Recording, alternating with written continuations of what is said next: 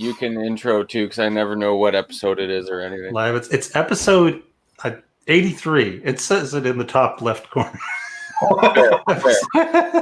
I have to look every time. Hi, everybody. Cask Strength, episode 83. We have a real guest, like an actual professional guest, until he figures out what's going on and bails on us. We have him. Brendan Waller from Whiskey Quarterly, Ontario, is joining us today to presumably talk about that and drink some whiskey with us. Absolutely. Yeah. So I'll do my best to be an actual guest. We'll see how it goes. We'll see how many drams we get into. That's fun. Yeah. The sloppier it gets, the better for us. That's so usually the YouTube algorithm really shoots up when you start getting sloppy. Yeah, that's the sure. Let's go. Is how many drams we can get into. We used to have a cask strength after dark. When we finish up here at 9, a good friend of our channel, another channel, Rock Gut Review, starts. So we always throw it over to them, hop over there, usually in the chat for a bit. Sometimes we join if Ed's feeling friendly. And then we come back here for After Dark, which is basically just 2 streams worth of drinking. And then, yeah, it's basically a hangout. It gets weird. Today's world, that kind of makes sense, right? Yeah. So since we had you on, and I just recently got some 2 brewers through Whiskey Quarterly Ontario, I had to start with that. So I'm starting with the 2 brewers, released 20, finished in the maple syrup. So, Brendan, why don't you give us a quick rundown of 2 brewers, and then after that, we'll get you to explain a little bit about Whiskey Quarterly Ontario and what you do. Sure. So, as I was kind of saying to you guys before the show, when we started enlisting distilleries, it was made very apparent very quickly that 2 brewers out of the Yukon was like a distillery that we just absolutely needed to have. And they do things that are kind of interesting. Like they're all about their limited releases. They're all about experimentation. So they kind of hit, a couple times a year, something that's almost going to hit every bit of the palette. So, the release 20 that we've got, I've got it as well, Brad, in front of me, is a part of their innovative line. They've got their classic, their experimental, and then their peated. So yeah, it's really one of those distilleries that is great for a kind of like an avid collector. I don't know about you guys, but one of the things that I love about this stuff is I always have something on the shelf that I can actually share with somebody with any palate, and 2 brewers alone allows you to kind of do that. So I can relate. Yeah, me too. You can't see my collection, but you can see some of my empty bottles. I have a decent stash of variety. You certainly do. You have a legitimate vault, so dude, technically that mirror has a lot of whiskey behind it. Good stuff.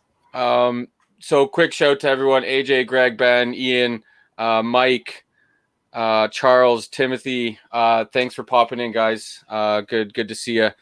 Someone did ask what we had in our glasses. So Brendan and Brad are rocking some 2 brewers. I unfortunately don't have any. I wish I did, but not yet. You don't. We'll sort that out. That's right. I'm rocking some Springbank 15 right now because nice Campbelltown. Because why not? That's right. So all of you guys viewing at home know how much we like to talk about the LCBO and how we're kind of stuck, and that's generally our only option. Well, we all like to think that maybe we could change that and get some different things in and all that, but we never act on it.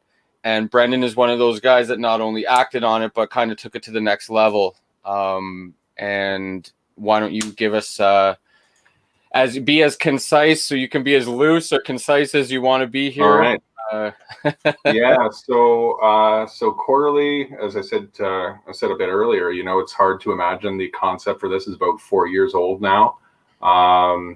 And started off as just like a tasting in my basement. And what kind of came out of that is we had everybody from Budweiser drinkers all the way up to like Isla peated Scotch lovers.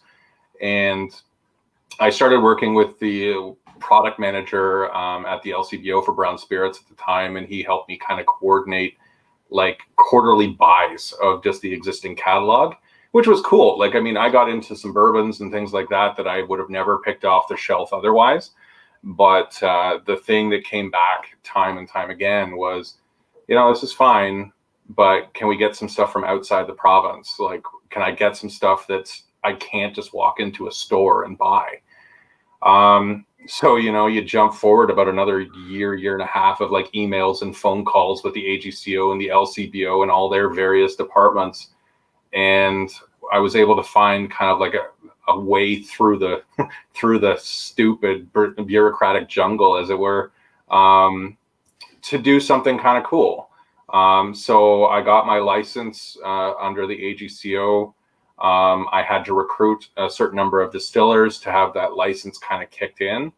And just because of the way the province of Ontario is, as far as spirit, structure, one conversation I remember with the LCBO is they literally said, if you're trying to make a business off of importing spirits, you're going to starve to death. And I'm like, wow, that was a really hard thing to hear. Yeah. So it spent, another about 6 months. And I'm like, well, fuck, what can I do? Like, I want to do this. I have people who are curious. And that's how, we settled in on our membership model. So we developed this kind of annual model that, it's kind of like an average bottle price of a bottle here in Ontario. And I kind of call it my putting up with the LCBO like fee, if you will, because I started this 4 years ago. This was plentiful, it's not as much anymore.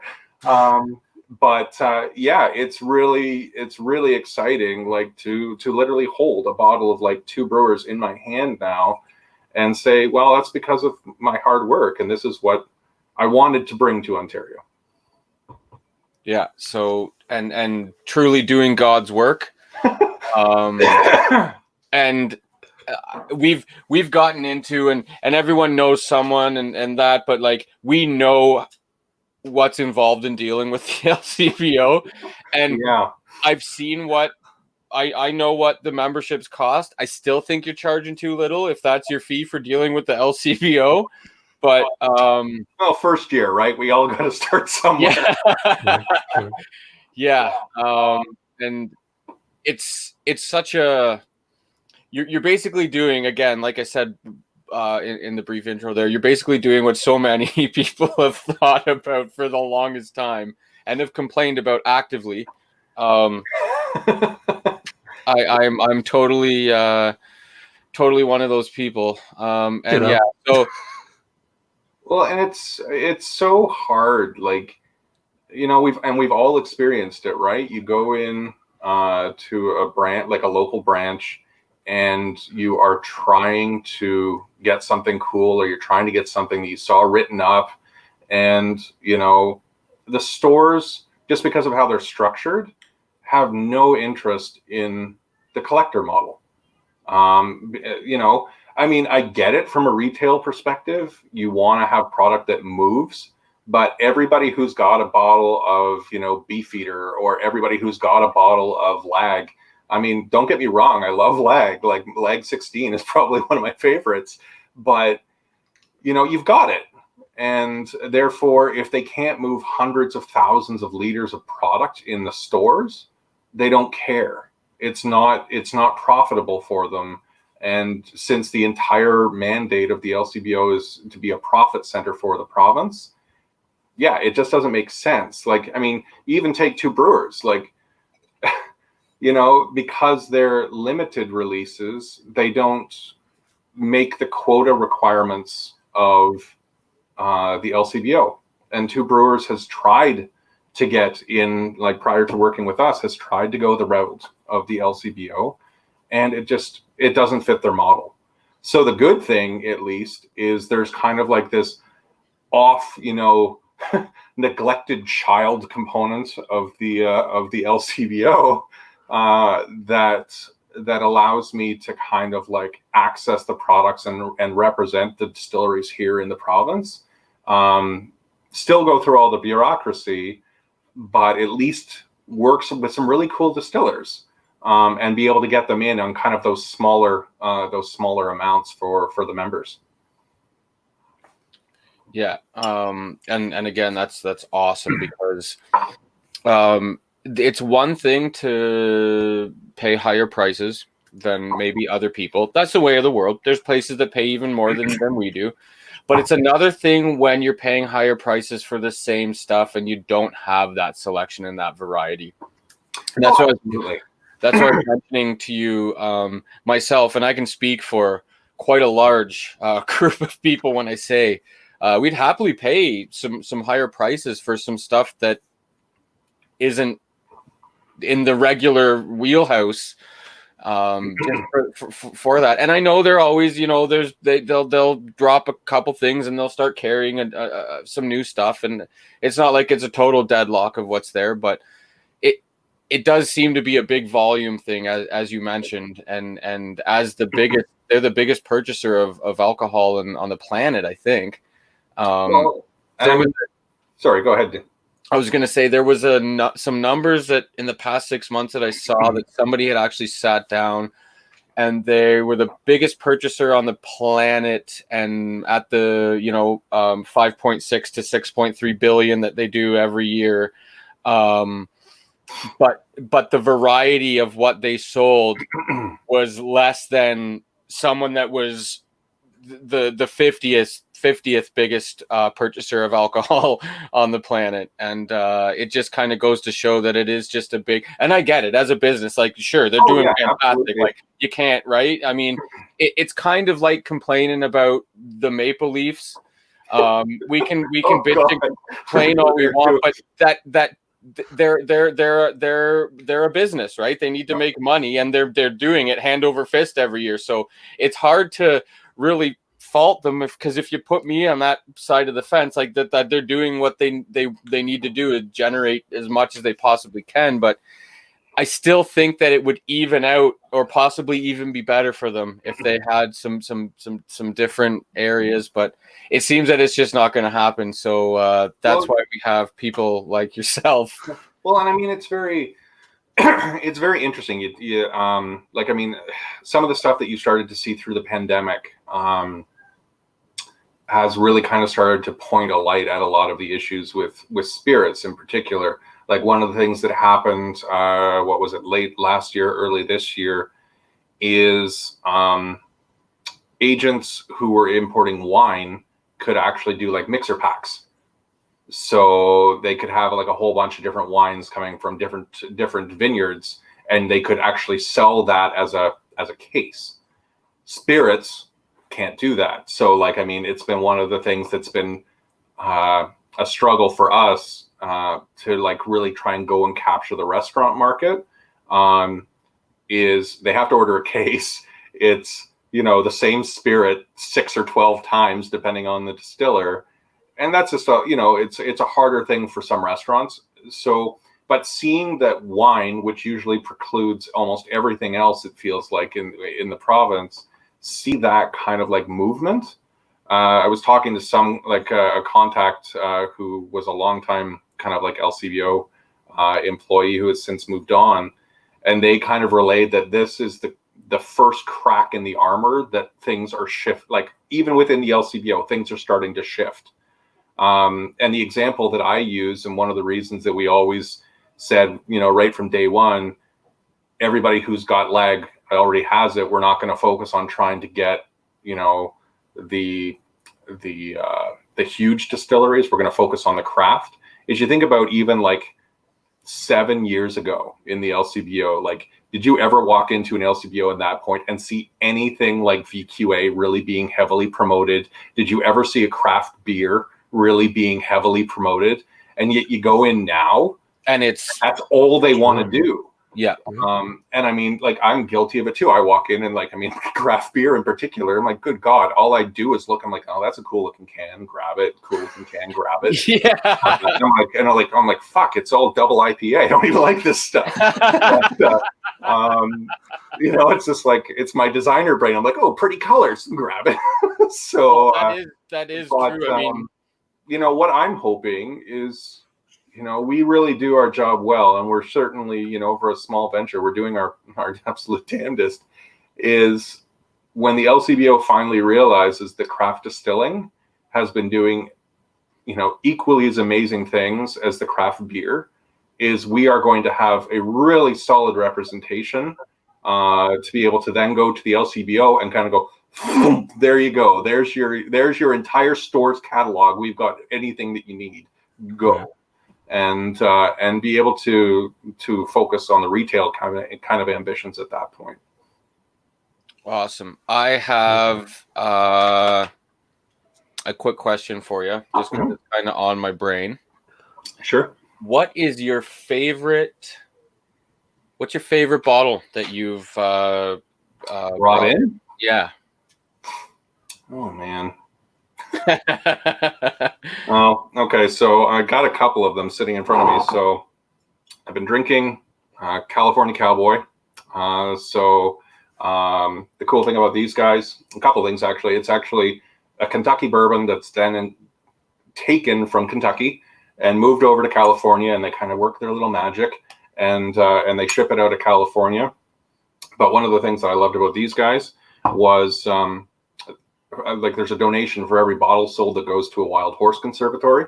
So that's kind of cool. So, you know, it's kind of that social good kind of thing. Two brewers, I've got both 19 and 20, and with 22 and 23 coming in now, I've already, I'm adding those to my own collection.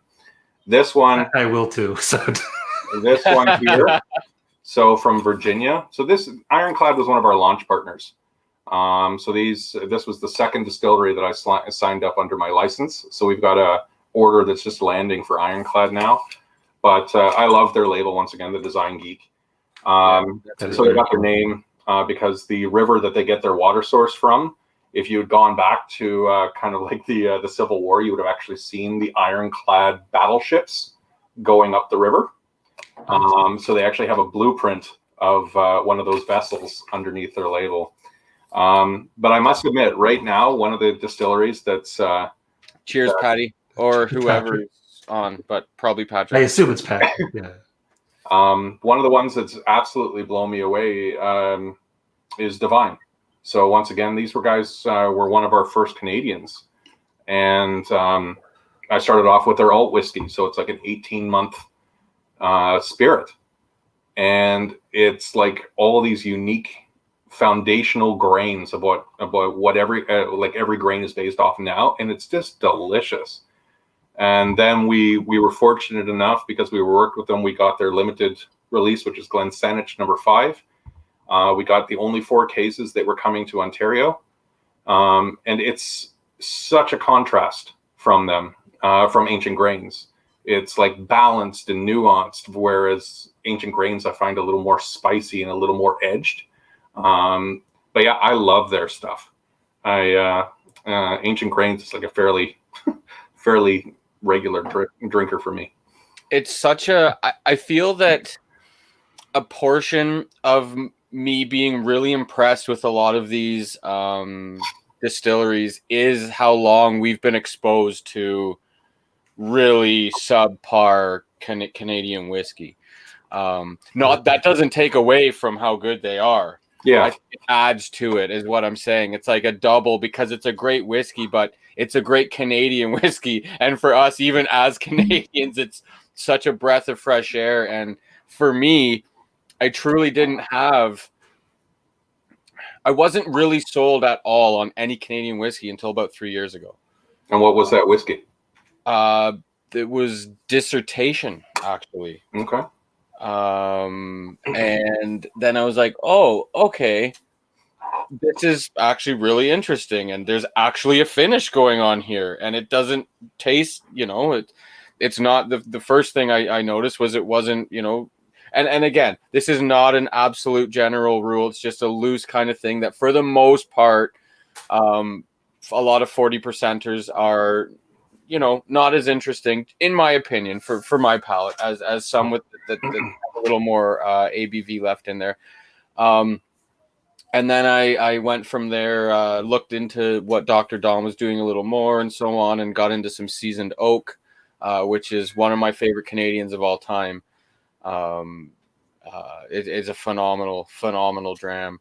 And then, the Lot 40 cask strength and the Northern Border collection came out a couple years ago, and kind of got into that. And pardon me, Brad had some two brewers, and they were just spectacular. He brought them, I believe, to we say tasting, but it's just a big gathering of our tasting. Yeah, we tasted whiskey. It's we certainly did taste whiskey, and you did put on an actual legitimate Talisker tasting that one time.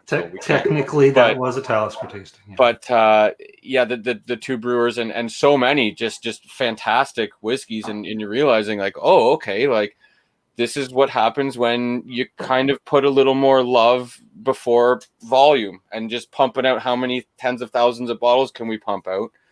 And that's always my rant. It's the same thing. People at home are going, holy shit, he's on this again. Here we go again. We got about 15 minutes. All right. Yeah. But it's just pour the next whiskey. Yeah. I feel that is honestly the truth. And even some of the larger distilleries like Alberta Distillers pumping out a cask strength. And I can't even imagine over the volume that they release, the difference in bottles between a full cask strength and something corrected down to 40%. It's got to be massive. But they're putting love before and I'm sure they're realizing that cask strength is a trending thing and becoming more popular in whiskey as the boom grows. So obviously their financials are certainly still a priority, but how many years have they been, how many years have so many distilleries not even come close to releasing a cask strength? And it happens a lot. There's a independently bottled Crown Royal that Brad had, the Orphan Barrel. Okay. Oh yeah, Orphan Barrel Entrapment. 25-year-old Crown, higher ABV. It wasn't cask strength by any means, but it was a higher ABV than the 40%. And obviously, I'm guessing it was a single cask, possibly, but it was shockingly good. And knowing that it came from that distillery, it really makes you wonder. And I still say to this day, if they released just a cask strength, nice single barrel, I bet you people would be blown away at how tasty Crown Royal actually is and has the potential to be. Well, one of my favorite moments. So my colleague, who was a Canadian whiskey judge, who kind of like has been a mentor through all of this. One time I was over doing some videos with him for some of the stuff that we'd been reviewing. And he's like, hey, do you want to try something kind of neat to the heritage? Because we're like Kitchener-Waterloo based, right? So we had the Seagram factory here in Waterloo. And so I'm like, yeah, of course. Like he has a wonderful collection. I'm like, I'll drink whatever you want. You could pour me like, you could pour me like vinegar and I would say this is the best whiskey I've ever tasted. So, he pulled out a bottle. He had got it, he had bought it from this little old lady who had, her husband had unfortunately passed away. But in his effects, some of the stuff that was left over was discovered, like it was like a mid 1970s Crown, unopened. Still in that beautiful velour, kind of like purple bag. And so we cracked it that night. And I'm just like, good God, if this is what my memory of Crown Royal was, like I would drink that every day. Unfortunately, and then like nothing against, like good for them. Like they figured out a way to like pump this stuff out in volume and make it kind of like an international success for a Canadian whiskey. But, when I have had Crown, it's always been with Coke or with ginger. Like I considered it a mixered whiskey for so long. And then you have something from their heritage. and you're like, good God, this was like a delicious sipping Canadian whiskey. Why can't we have this every day? So it's definitely interesting to see how they do. So I echo, yeah, if they released kind of like even a limited release where it was just like Crown Royal, how it was made, coming up on like 40 years ago, give it to me. Like just hit me with it. I'll spend $150, $200 on it, and I will cherish it like I would a Macallan. Like I have that much left of my Ruby. I would have that much left in a Crown from like a 40-year release easily. Oh, sure. I have a bottle of Canadian Club from 81, I think. And even that is shockingly different. Yep, CC. Shockingly different than the stuff that's out here right now. It's like I always think about it. Like I'm down in Mexico, we could bloody travel, and went to a tequileria, and you're talking to these guys, and they're like, oh yeah, we send all our shit as export. And I think that's what Crown Royal and CC realized very quickly. They're like, our products are in demand. We can keep all kind of the interesting stuff that we want to experiment with north of the border, but we can mass produce this stuff that will fit the cocktail culture really, really well. But for people like us who, I don't know about you guys in particular, but I tend to drink everything straight before I mix it into anything ever. Oh, certainly. Yeah, like it's just really interesting about how the distillers have evolved. There's a nice. That was a nice one. I'm getting into some Octave Benriach. Really been digging the peated space recently. I switched to peat too, but I'm still going with Two Brewers. Yeah, nice. So you had a peated one of your earlier ones is peated, right, Brad? Yes. And it was less so ABV good than this new one is, which is interesting. Nice. Yeah, it was super tasty. And that was one of the other things too. It's like, oh my God, I just had a good peated Canadian whiskey. Like what? Yeah, they exist. Saying it, you're like, what the hell am I doing? Like, where am I? Yeah. And I think there's a lot to be said for that Yukon water. As we all know, even if you know the tiniest little bit about whiskey and how it's made, the water is so essential to the character of the finished spirit. And there's a lot to be said for that Yukon water. A lot of old moonshiners, some of them would have water brought from Alaska,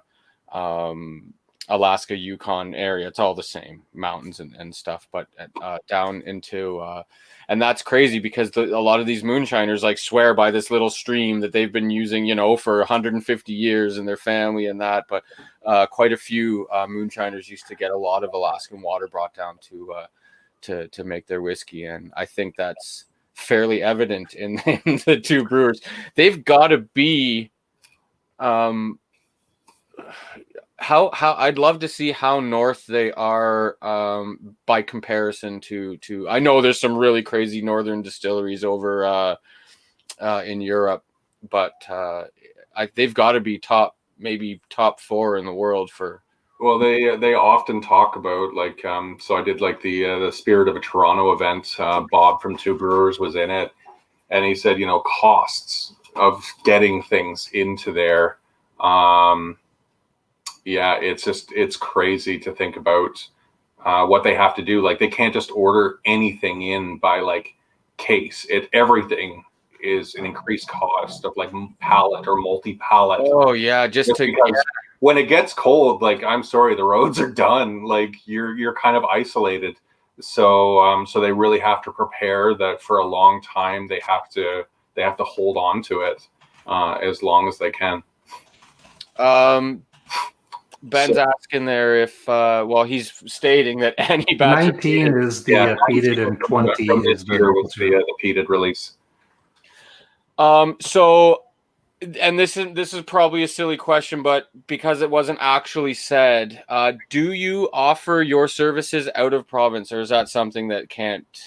Because I know it's legal shit fest. Yeah, like you mean, can I operate or do I operate in other provinces? Yeah, like Ben, for example, is in Alberta, I believe. So I was just wondering, like, is that something that? So we have kind of a joke here. The couple of us who are kind of like doing this is kind of a long time like passion project, if you will, and we all want this to turn into something that we can really be proud of. The way that we joke about it is, if we can do this in Ontario, we can do it in any. Oh, dude. So, fair enough. Dude, we've said about it so many times. We're like, fuck, why don't we just go get a license in Alberta, figure out the tax laws, and it's going to be so much easier. And we're like, no, if we can do it in Ontario, we can go to Alberta, we can go to BC, we can go out east, because like even the SAQ, like when we look at the the liquor control boards across the country, it's kind of like the LCBO, then the SAQ, then the BC liquor board, and then everybody else kind of falls in different levels. So yeah, like we get to that point, it's a good problem to have. Let's put it that way. Sure. Hey, Dave. Howdy, Dave. Dave is a very, very good friend of the channel and of ours, and is half of the reason. Brad and Dave are both pretty much, they're both 95% responsible for spoiling the shit out of me for whiskey. It's called financial irresponsibility. Many of divorce will be caused over whiskey collections. Not yet. Fingers crossed. but truly two of the most generous people I've ever known.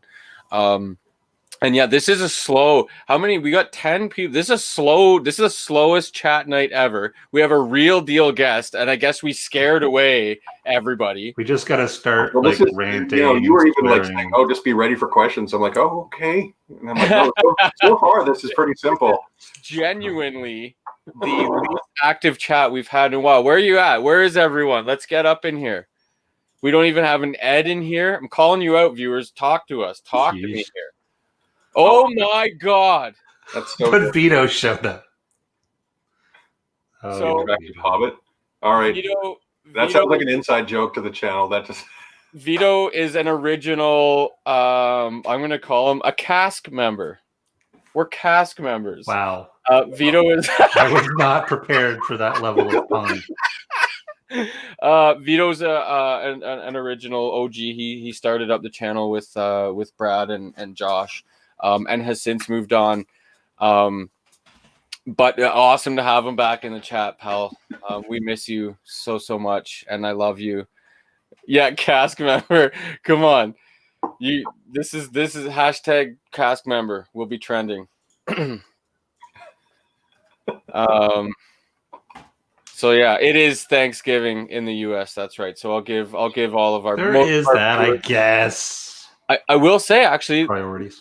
A lot of Canadians in the chat right now, so that's good.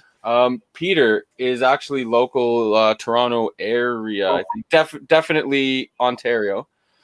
So Peter, I don't know if and I know Peter. We've gotten to know Peter quite well actually over the episodes. We have the same opinions about the LCBO. He's got great taste in whiskey. So Brad is a member. I'm currently not a member through no direct choice. It's just a financial thing. My whiskey spending is on complete hiatus for a bit. But as soon as that frees up, I will absolutely be joining. And I strongly suggest to anyone in Ontario to hop on board, because Brendan does work. I'll give you guys kind of a heads up of something, because like I figured, any business, that seems to be alive anymore, Canada or the United States, gets in on this crazy Black Friday fever crap. So I wanted to do something without like just going insane with mass consumerism bullshit. So we're going to do something a little bit different. So what's kind of nice is we always are trying to give our members like a little extra perks, where it's one of the things that we're really adamant about figuring out about how we can make membership more engaging, more unique as we go. So the one thing I can say is I've got a couple, let's call them unique bottles left over from what we've imported so far. So for anybody, be it existing members or anybody who joins up basically until around the middle of December, they might get, I'm going to kind of do like just a random number selection, and somebody might get an extra nice Christmas gift. Let's put it that way. Neat. So neat. Yeah, it's going to be fun. So, Vito. So I just got mine, and I don't know if that'll show up, but it's 62. We're at 66. So yeah. Oh, that's another good number. Mariel Lemieux. Just saying 66. If Vito signs up tonight, can you reserve 69 for him? I'm telling you, he is so we were speaking about Mark earlier. Vito has a running contract that he has every bottle number 69 that Mark produces. Vito is the ultimate. That happened. I might be able to make 69 happen. I might be able to lock that in for you, Vito. He would. I'm telling you, of all the people on the face of the earth that would appreciate that he is that would be being an actual member number 69 would probably be one of his crowning. That Glen Cairn would be like at the very tip top of his of the collection of bottles in which it will enjoy following. Yeah. Yeah, no, it's like, I think one of the other things that I've liked about this, like, I was relatively new to whiskey by comparison to so many other people when I got into this, but, getting to know the community better has been awesome. Like, I mean, I've got a virtual event that's running right now that we've been doing ever since kind of COVID kind of like hit us the first time around. And I mean, getting to know like Daniel, you and Brad, like from the Owls group has been awesome. Like, I mean, there's such this amazing community that's all surrounded. It's like, well, what do you do? I drink.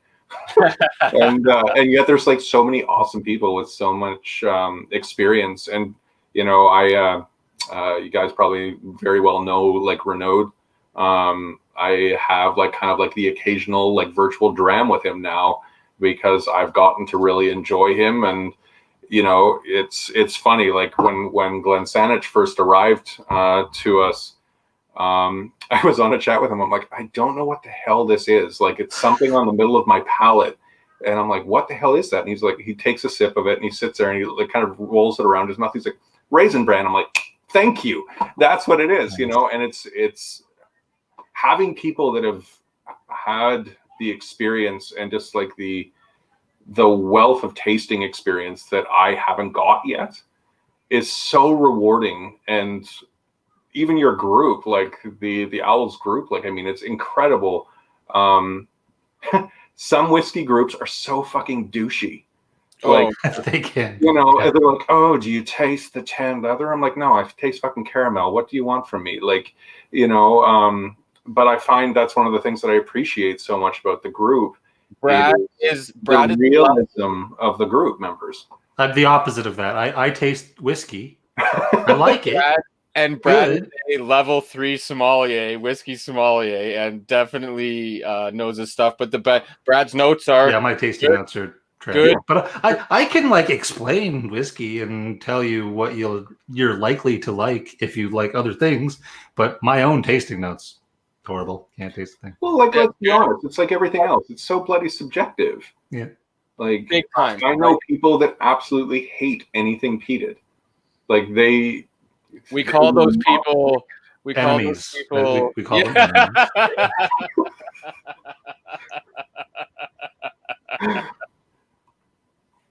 Not that I'm biased or anything. It is good. It is. One is great. Yeah. And that's the thing, right? And we have a friend, Adam, who I don't know if you're on like the subreddit for Scotch or whiskey. Yep. So muskox. Okay. Is our friend Adam. Like, he's done over 500 reviews, and his tasting notes are, he truly has a completely natural, you could take the most talented, I'm talking any 65-year-old Scot who's known for his palate and done all the courses will be like blown away by the notes that Adam gives. He has a legitimate gift, and the connections with his brain and his taste buds are so incredible. And I love having drams with him, because he'll sit there and he'll start, well, you're trying to think of what the hell that is, exactly like Renaud. He's saying, oh, that's cranberries. Well, and like he's just footballing stuff out, and it's fantastic, and it makes us grow. Yeah. Just like, playing on a sports team, when you're not so great and some other people are good, you kind of grow off of them. And it's the same way with being with all these guys. Even just experiencing different whiskeys, it ties in with what you're saying about that community. My little digression from tasting notes there. It is a fantastic community, and lots of, I think it, because it's not an old man's game anymore, so to speak. Yeah. Like, if you go back 25 years, there wasn't, and obviously there wasn't YouTube, but I mean, there wasn't guys like us talking about whiskey at the level that we were. We'd be just getting drunk in a garage, or, and the old men would be appreciating the whiskey for what it actually tastes like. And that has just changed so much now. Right down to a lot of younger people are getting really into. Adam's like 21 or 20 or something, like, and he's done 500 like 22, isn't he? 22. Wow. So he's done more than 500 reviews. He's incredible. He's all into it. And like I said, 25 years ago, you just really wouldn't find that. No. Like, I mean, that was like how Chris was for me when I started. Like, he was the one that got me into Scotch to start, and he's like, okay, we're going to walk into the LCBO, we're going to find you something that's not going to punch your face off, we're going to make sure that you're going to enjoy it. And I mean, I still have, like, so one of the things he started me with was grouse. I still always have a bottle of grouse, because if I have somebody who comes over and it's like, I don't like Scotch, I'm like, okay, so I'm either going to start you with grouse, because that's where I started, or I've got things like Toki from Centauri, or out of my own collection, like own products now. I could give them something like Cascade Street's Broken Top, because it's very, like, especially on a new bottle, it's very almost like candied, like almost like gummy sweet kind of off the head of it. But then you let it mature, like then you leave it open for like 6 months, and it's got much more of a more standard, what I would consider bourbon profile. Right. But yeah, I remember Chris, like, we used to always joke about it. I worked with him. He was a sales manager of mine. And I would walk into his office at, like, I don't know, 3:34 in an afternoon on a Friday. I'm like, let's talk about projects. And that was kind of like the code word. I'd close the door, out would come 2 glasses and basically a bottle of usually the mix of stuff he did from the Canadian blind tests. And but it was him. He led me through kind of the tasting. He's like, do you taste elderberry? And I'm like, no. And he's like, you know what an elderberry tastes like? I'm like, no. And he's like, stop stressing about it. Like, just enjoy it for the sake of enjoying it.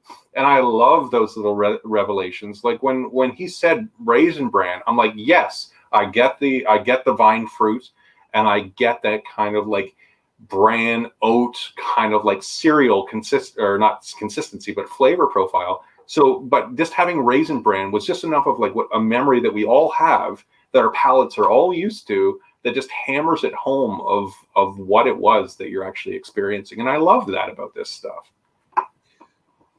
Yeah. I knew that this was going to happen when you said elderberry. I knew it. I knew it. Yeah. Like, as soon as you said that, I was waiting. I'm like, well, someone's 100% going to say that. Anytime a Monty Python quote wants to get tossed out, that's fine. Yeah. That's true. Always allowed. And on that note, yeah, if you don't know what X smells or tastes like, you can't say that this whiskey tastes or smells like X. Exactly. And that's why a lot of my notes, it's been a while since I've kind of written any down. I used to sit down quite a lot with my journal. A lot of my notes aren't even edible items. They're just items that I like, like my grandma's old drawer, or the old musty cottage drawer. Like different thing, like my baseball glove, chewing on a baseball glove. That's not like a note. That's not something that you would normally eat, but there's some bourbons that I get at that strong baseball, kind of leathery, oily kind of base note, and it reminds me of chewing on my glove, when I was sitting on the bench. And all of that jazz. But if you haven't experienced, you can't relate to it. And it's there's a lot of people. I have a couple friends that are always like, "Oh, I can't tell you what this or that." And I'm like, then don't, just enjoy it. Do you like it? Yes or no? That's the only note that matters. Good or bad or mediocre. Like, do you like it? Does it taste good? Yeah, great. Enjoy it.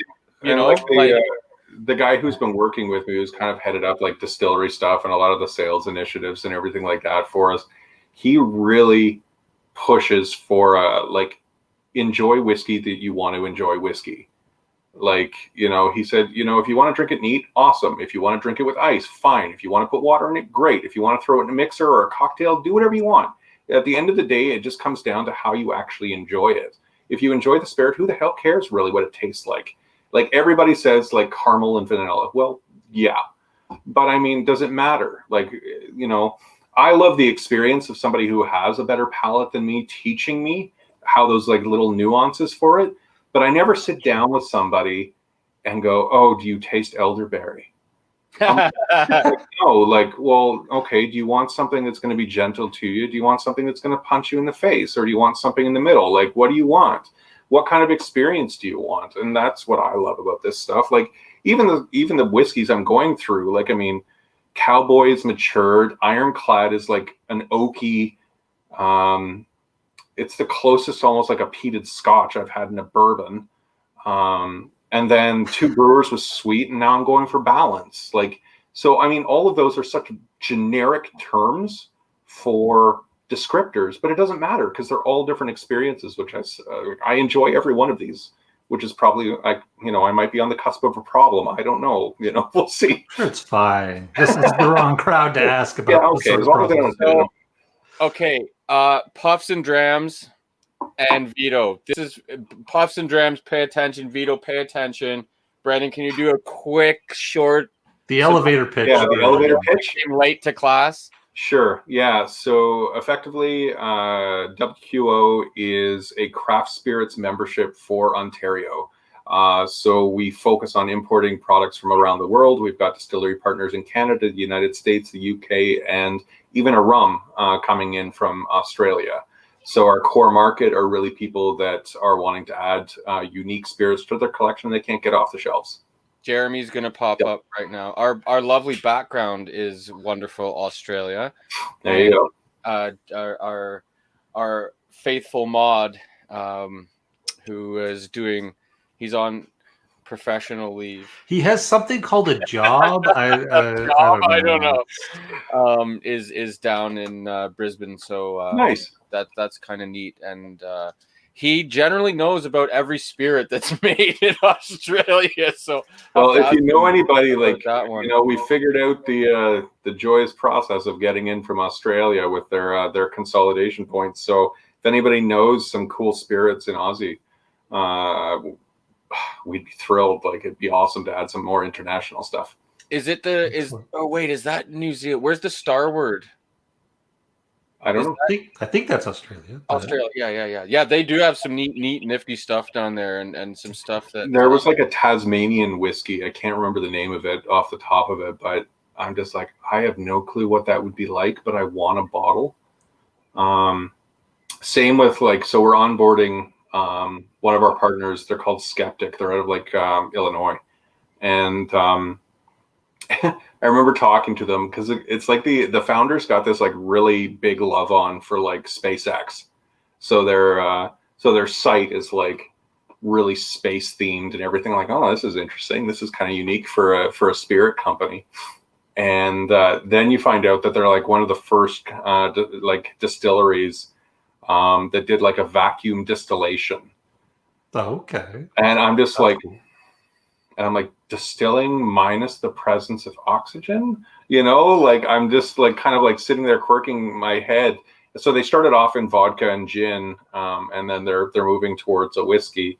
And I'm like, I don't even know what vacuum distillation is, but I want it. Like it piques my interest enough. Right. That sounds weird. Yeah, exactly. You're just kind of like, I don't know what this means, but can I have some? That's my standard of whiskey buying generally. I have no idea what you're talking about, so I have to try it. I think this is the New Zealand whiskey, Sullivan's Cove. Yeah, and heard lots of good stuff. I've certainly never tried it, but hear pretty good stuff. That Tasmanian, yeah. There. Oh, is it Tasmanian? No, I think so. Oh, is it? Or was that the New Zealand? Yeah, it's somewhere down there. I don't know. It's over there. Sure. Somewhere with reptiles and alligators. Sorry, crocodiles. Crocodiles, not fucking. There's no alligators. No, that's not bad. My accents get worse the more I drink. Oh, my! I don't even slip into Irish here randomly. Don't worry about it. I remember years ago I had like an Irish mechanic, and I'd be sitting there and he'd be telling me what's wrong with my car, and all of a sudden I'd realize I'm lilting along with him. I'm like, fuck, I've got to stop. Oops. Yeah, that Irish accent is something. I'll tell you that. We have the pleasure of hearing it now and then with good old Terry. when Terry decides to show, who has joined us in the chat today for a while. He likes being sarcastic in the chat more than anything else these days. Yeah. So where was that? I hate scrolling back up in the chat. Oh yeah, it was Terry saying, "Wait, you're in the UK," and Vito saying, "No, you didn't listen." Yeah, so Puffs and Drams, I don't know if you caught that, if you're still around, but it's definitely worth checking out. Brad, can you what's the actual website, Brendan? Yeah, so if people head over just to whiskeyquarterlyontario.com, that's where they'll find us. You can also find me usually hanging out on either fairly readily on on our Facebook or our Instagram. But yeah, no, always interested in chatting with people and answering questions and stuff like that. So excellent. Yeah, we'll get a link in the video description and all that. Yeah, for sure. Because we'll have obviously more views after this is loaded up. Yeah, no, I fully I remember what it's like to do live stuff. Yeah, you have people who pop in, which is awesome to always have the regulars, but then it's the after effect, right? Yeah. Oh, that's interesting, Peter. How is that? Have you cracked it? If so, I'd love to hear how it is.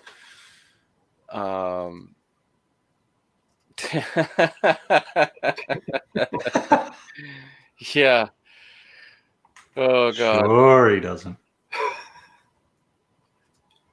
Hey, that's one of my favorite things. That right?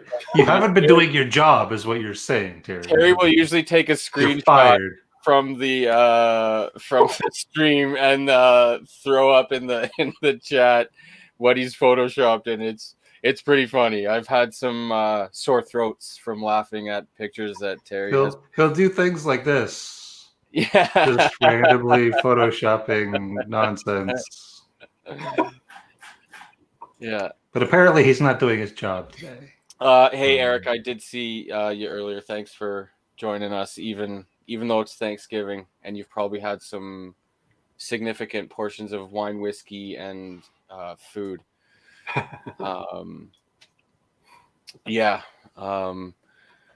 It's even though Thanksgiving was a month ago. It was. I don't know what all these people are talking about today. They're a little behind. It's fine. They're always a little behind Canada.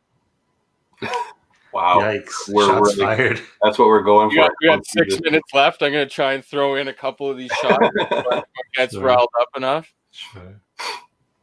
It'll add to the comments after the fact. People yelling at you. This peated Benriach is out of this world.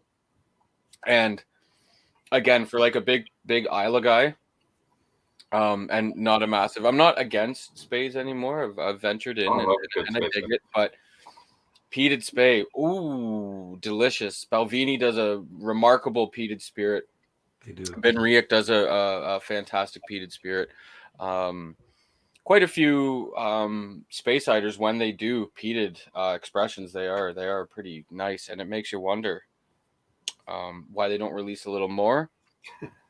But I think that we're going to see a little more of that. This is independent bottling too, so not a distillery release, but you really do get that nice sweet character and gentle of Speyside that you is indicative of a Spaysider, that buttery sweet creaminess, and then you get quality peat, and this one here is significantly peated. It's not like, okay, we'll peat a little bit of this malt just to get a little bit of smoke in there, but this is actually nicely peated and very balanced and a wonderful dram. And again, coming from a pretty hardcore Isla person, it is. Once you cross over into Isla, I find it's really hard to move on to other regions. Yeah, I've been stuck there for probably about 4 years. I mean, I've been given a couple Speyside, I have a couple Highland, and every time I'm like, no, it's not what I want. It's hard because you have it all. You have the best peat in the world, in my opinion. And then you have some incredible. One of my favorite non-peated drams of all time is Black Art. Even their standard non-peated releases from Bruichladdich are wonderful. Bonahaven is wonderful. The non-peated Kalila is stellar. So you've got the best of both worlds, and you don't really need to venture anywhere else. Of course, it's nice to.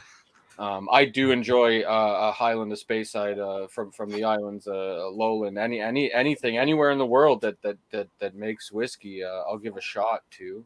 But so there's a question. I'd love both your opinions and anybody who's in the chat that wants to toss out recommendations. The one region I don't have anything from is the lowlands. Anybody have a lowland recommendation?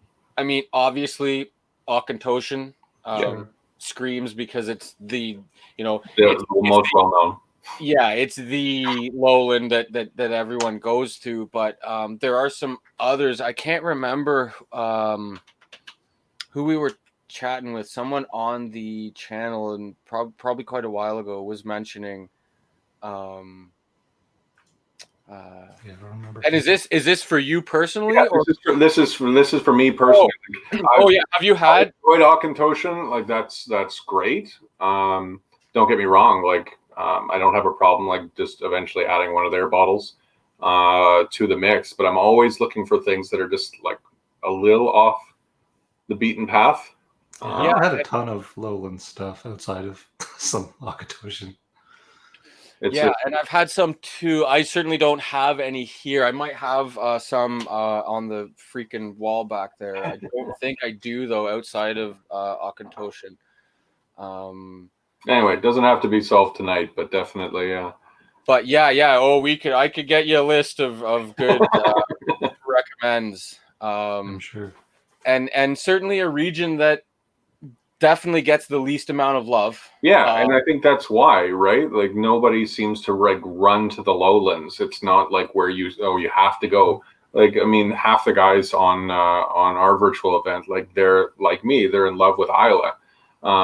So it's, even hearing some of them when they're like, oh, I've got a Highland tonight. I'm like, are you okay? Like, have you had a bad week? What's going on?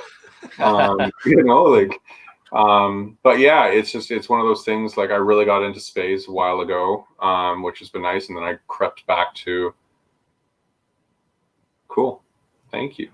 I haven't heard of them. That's excellent. I have had some Bladnoch. I believe it was actually an independent bottling. Nice. I'd have to look in my journal. It was not a distillery release.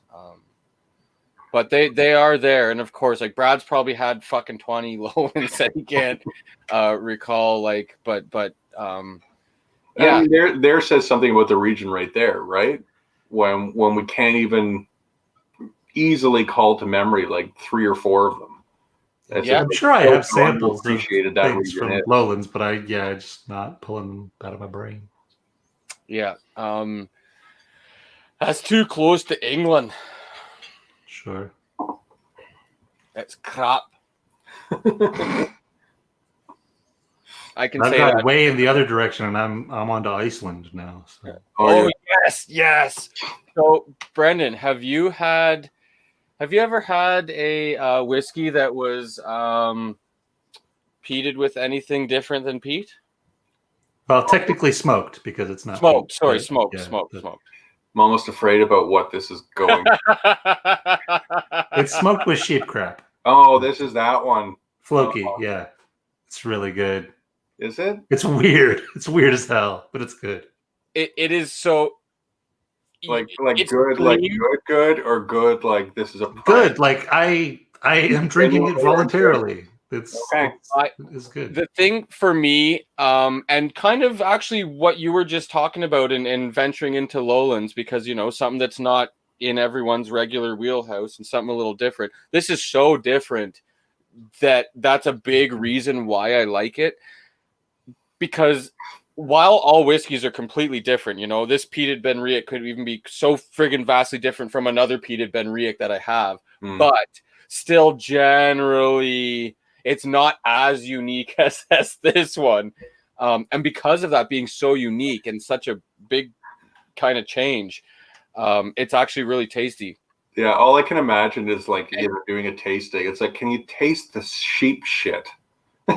Oh, you can taste the can taste the funkiness, but they have a single malt that's smoked with wood as opposed to shit that has a lot of the same funkiness. So I don't know if you can taste it's more grassy. So I know inside and out. I grow plants for a living, and I've been a very strong green thumb for many years. I've been knee deep in sheep shit before. It doesn't smell like manure. It smells like a barn. Okay. It's very, very barny and tastes like a barn. And for someone like myself that really kind of digs that anyways, like I like to be in a barn and I can appreciate that smell. And most Canadians, most Ontarians have spent some time in a barn at some stage in their life. So it'll bring you back. And for me, it absolutely did. It brought me back to a specific barn. And if you have really horrible memories of a barn, you might not like it so much. If you were ever locked up in a barn, if that's like a traumatic experience, it might not be great. Somebody out there could have poured drama this and then fall to the floor in the fetal position and just like weep. Right. Even though you're a month late, James, cheers. Sure. But happy Thanksgiving. Whatever. Thanksgiving. Oh, sweet. So, Weddle, Whiskey Weddle always has some top level knowledge. It does.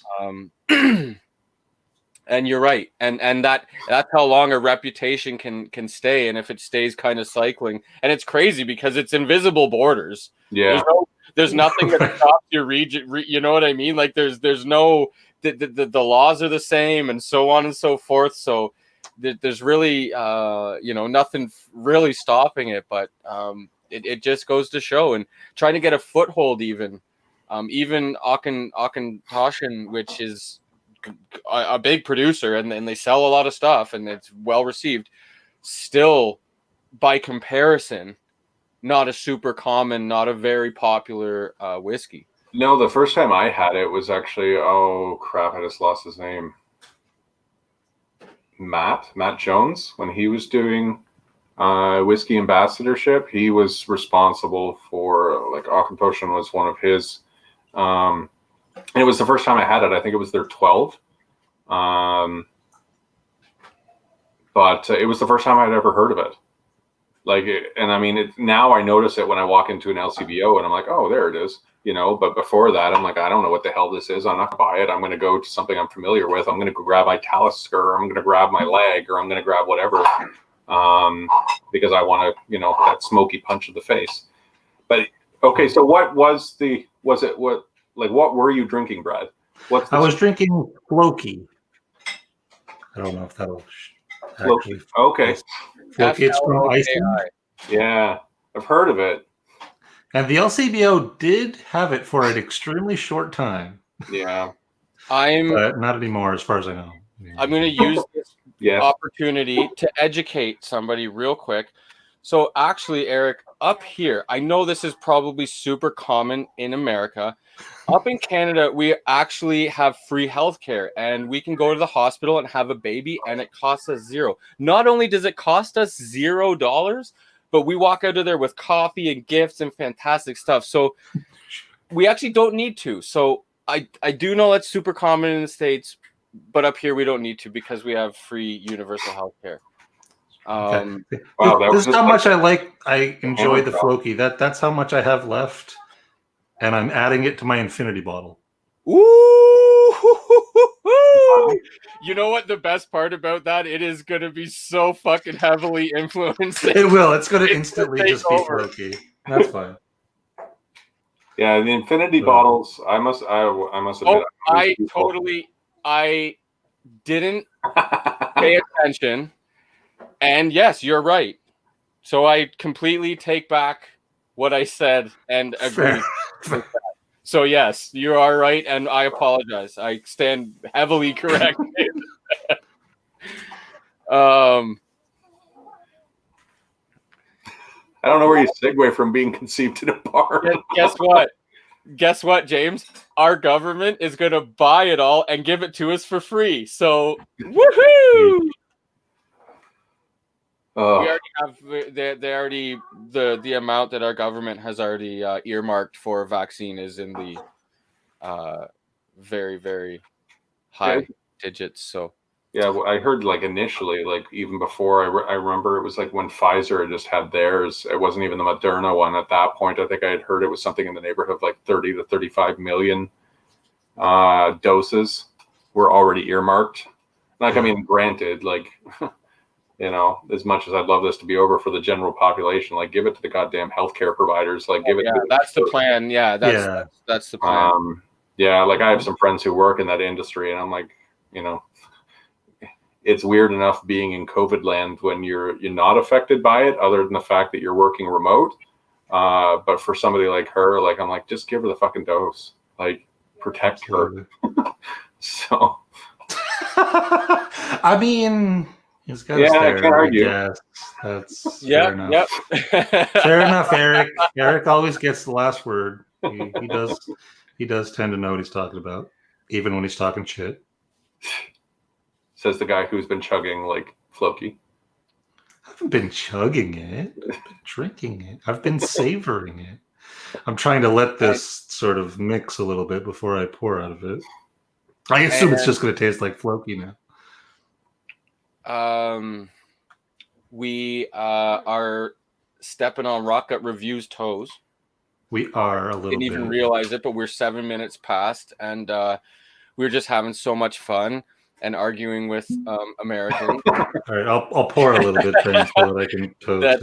I didn't realize it, but we do like to step out so everyone can go over and check out Ed and Erica at Rocket. Oh, they're off this week? Oh, forget it then. Whatever.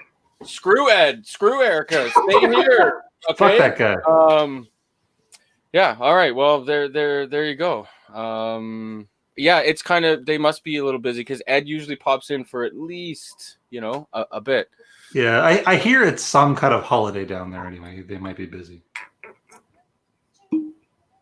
Yeah, so, okay, neat. Well, I'm going to have another dram here. Let's move on to this Floki nonsense that I created now. Oh, you're going right into the infinity? Might as well. Yes. It's probably just going to taste like Floki. Brad does not fuck around at all. At all. There was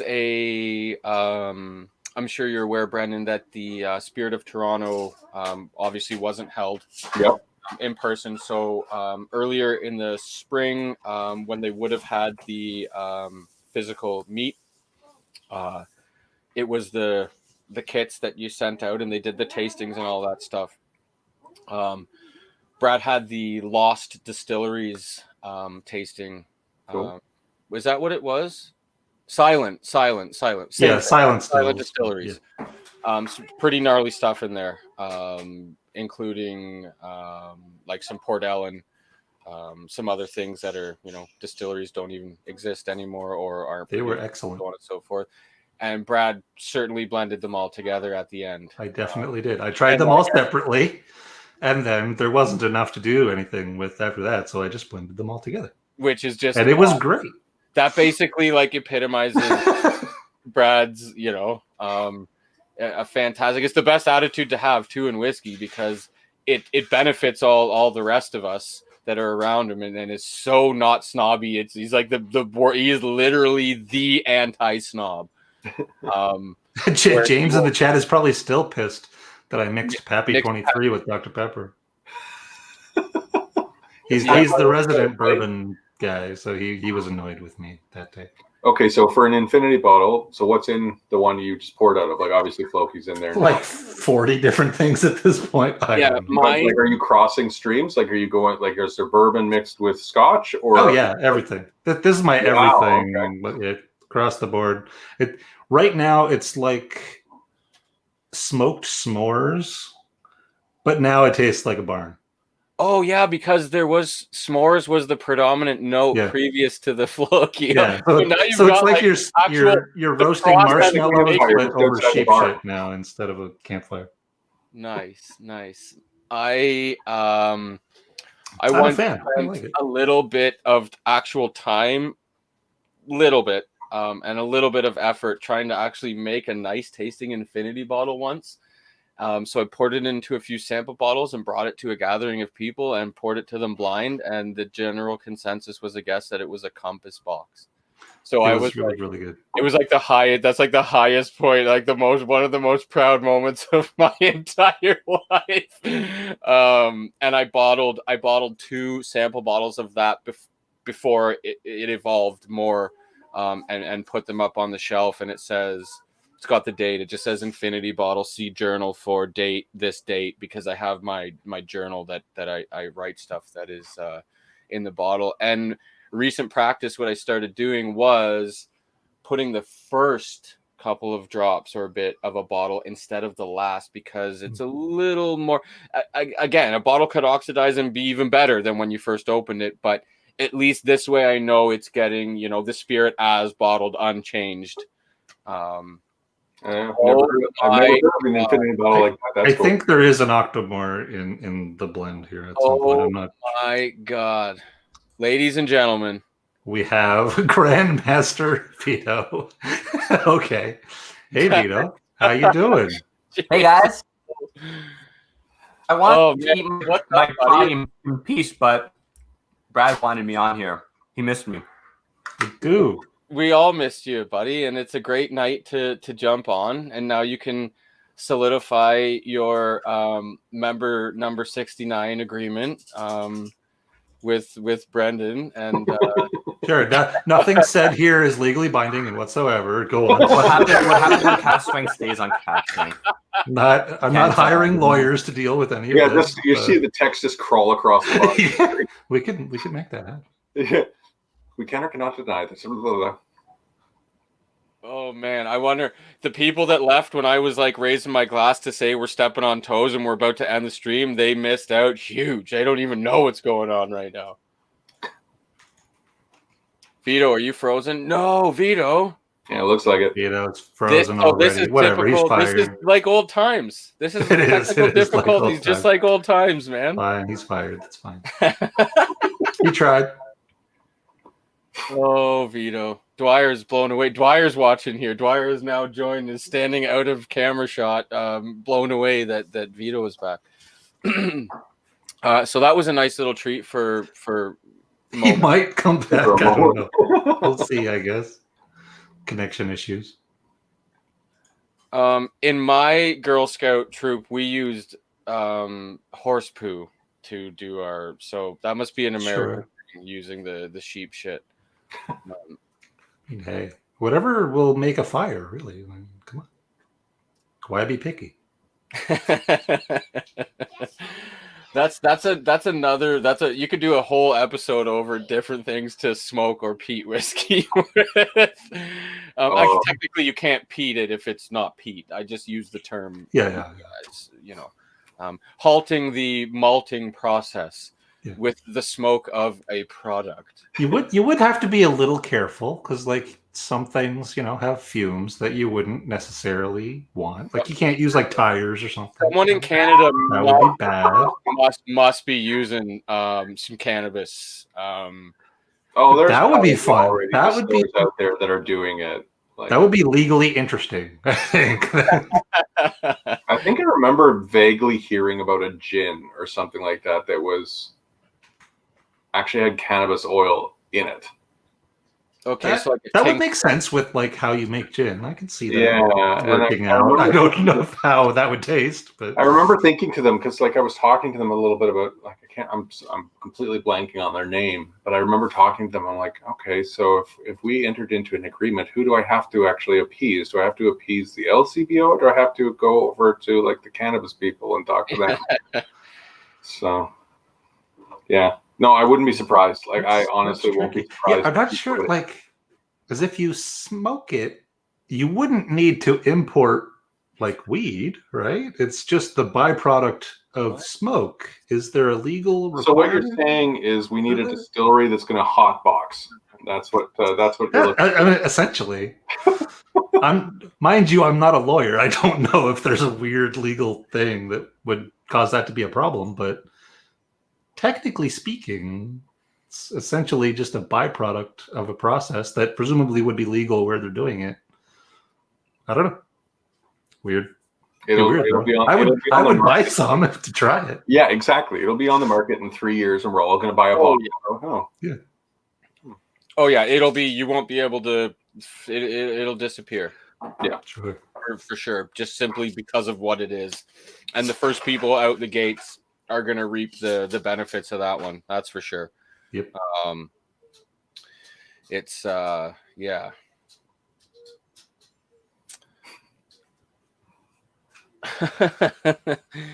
Oh, that's awesome. Nope, that's not the one that I was going. That's. I mean, that is also awesome. Case. It's also accurate. Oh goodness. I'm gonna have to move on to another dram, and I don't know what it's gonna be. What's everyone drinking at home? We haven't seen any anything. What you guys are all drinking at home in the chat? Qu'est-ce que c'est? That's the first cannabis infused gin. Was this the gin, Brendan? Is that even showing up? What's the name of it? Canaco. It doesn't sound familiar. The cannabis company. The name of it is the Myrcene hemp gin. Oh, it doesn't sound familiar, but it doesn't mean it's not. It was probably like 8 months to a year ago I came across this. So no, I didn't. You said turpentine. Turpentine. Puffs and Trans shows up. Somebody rang. Okay. Roger At some point, someone will get tired of waiting and just make one and deal with the lawyers, and it'll get very interesting, I think. Well, let's be honest. Like we talked a little bit about like hand sanitizer earlier. Like that's how that got started. Like I can remember what was it? Was it Dixon's or Dillon's? I'm blanking on it. One of the distilleries here in Ontario just kind of said, screw it. Like it was taking the government too long to figure out how they were actually going to do. He's back. It was taking the government too long to figure out how to actually set up the process for generating hand sanitizer. And they're like, we're going to take the risk. We're just going to take the risk and we're just going to start production. I think it might have been Dixon's. Yeah. I remember a lot of social media posts about it and seeing a lot of the Dixon's stuff. They're a Guelph area, right? I think. Yep. Somewhere. Yeah. Yeah. Dillon's is another. Towards Niagara, and Dixon's is Guelph.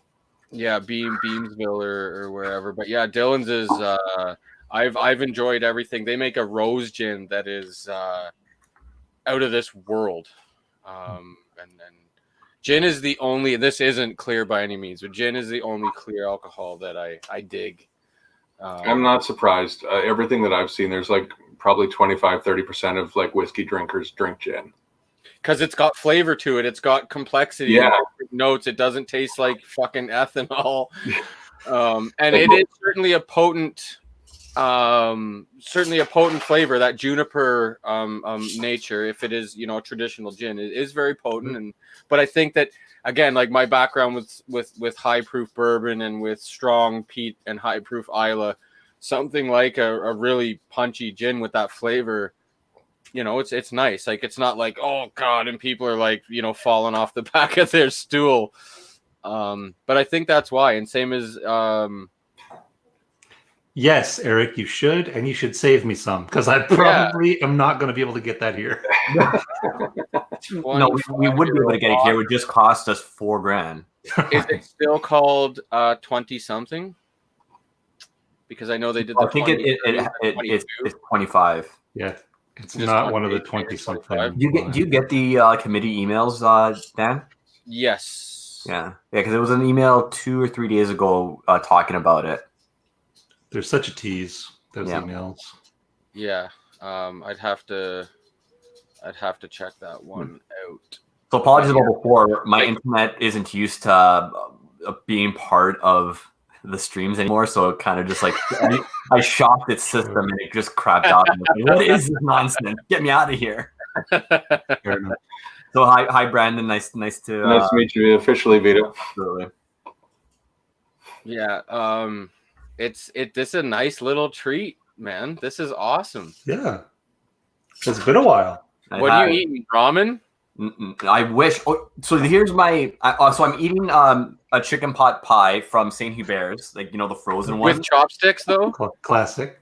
No, not with chopsticks. I thought I saw you using chopsticks earlier. Fuck, that's what happens when I have two regular sized fucking drams. The resolution on your ancient brick is kind of showing its age now. My screen is a top of the line photography screen. I don't use my laptop. You know that. I have a badass screen here, guy. From 15 years ago. Oh, you mean it needs to get processed by my brick? Gotcha. It's got to go through the brick before it gets to the screen. Technically accurate. But I do plan on learning how to make ramen at home should we get locked down again. Do you deliver to Ottawa? If I learn how to make it well enough, I'll come and make it for you, Brad. How about that? Excellent. I'll pay you in whiskey. Wonderful. My favorite compensation. Somebody was having some Mahir Bay in the chat. Nice. That was Puffs and Drams. Right, Steve. I'm trying to remember names. Steve, right? Yeah. Vito remembers people's real names from fucking ages ago. I'm trying. Yeah, I don't so remember I'm going to join anybody's you. I'm going to join you, Puffs and Drams, with some Mahir Bay. My Nice. favorite thing about Mahir Bay is I get a cured salami pastrami note on it. Italian cold cut notes, and I'm a vegetarian, so it's fucking fantastic because I get, I haven't had salami burps in years, but now I get to have salami burps because I'll show you some nice fresh Italian salami. That's basically and there cheating. we go. That's cheating. Let's get right back to the swing of things. It's actually next to the Octo 7.2 that was that super bacony one. I think it was 7.2. This is the most meat notes, even out of like Oogie and all those barbecued meat notes from a lot of those Islay.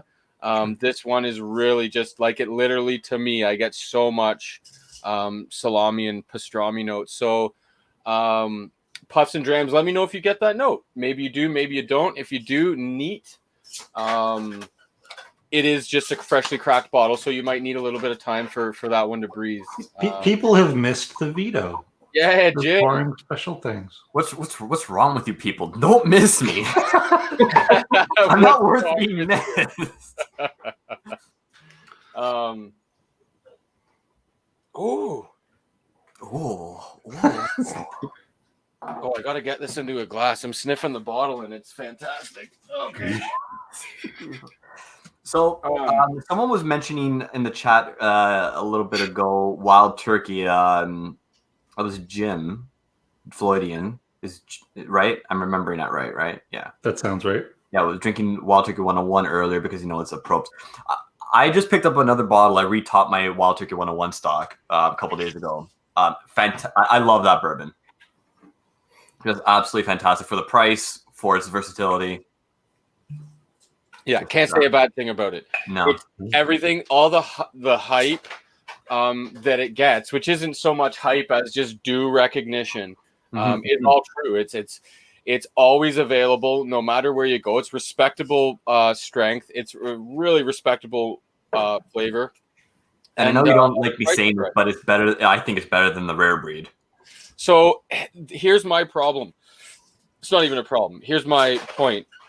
Rare breed is a fucking barrel-proof bourbon that we can buy in Ontario for $70 or less, which is unheard of. We have bourbons that are far inferior and far more mass-produced, and we pay more for. So that's my point on rare breed, and it is a spectacular value, and so is 101. And 100%. Just in terms of like just straight flavor for me, if it works. If it came down to straight value and you only had $70 in your pocket, and it was really all about that taste per dollar value and everything, I'd probably still get 2 bottles of 101. Yeah.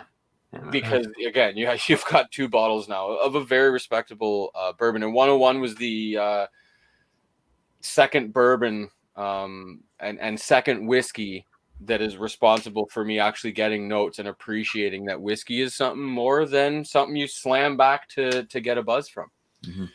So there's always a special place in my heart for turkey, and certainly the 101 for sure. People could just keep talking about wild turkey. I kind of want to see Terry snaps. I mean, we could totally keep talking about it because I can go on and on about this. So you bring up your previous life as a bourbon drinker.